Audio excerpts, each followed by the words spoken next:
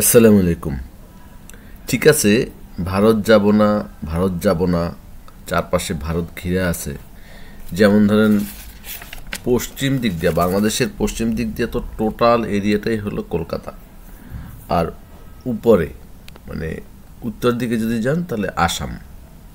এখন আমরা বলতেছি যে আমরা ইন্ডিয়ার উপর ডিপেন্ডেন্সি কমায় ফেলবো।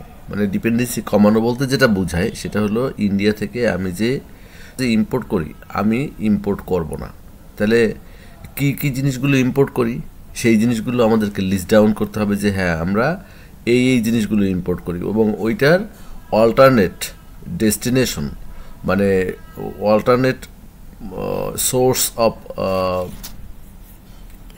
Of country, source of route, হ্যাঁ, এবং তাদের রেট, তাদের সেখানকার যারা এটা এক্সপোর্ট করে সেই এক্সপোর্টারদের সাথে কমিউনিকেশন, এটা একটা সিরিয়াস স্টেপ হিসেবে আমাদেরকে নিতে হবে। এবং সেই জায়গাগুলির সাথে কথা বলে কনফার্ম করে নেগোসিয়েশন করে, এবং সেখানে যদি ধরেন একটা আমি প্রোডাক্ট নিয়ে কথা বলছি, যদি একটা পেঁয়াজ হয়, সাপোজ আমরা পাকিস্তান থেকে নিব, সাপোজ আমরা ব্রাজিল থেকে নেব, এরকমের একটা সোর্সের এগেনস্টে 5টা সোর্স আমাকে রেডি রাখতে হবে।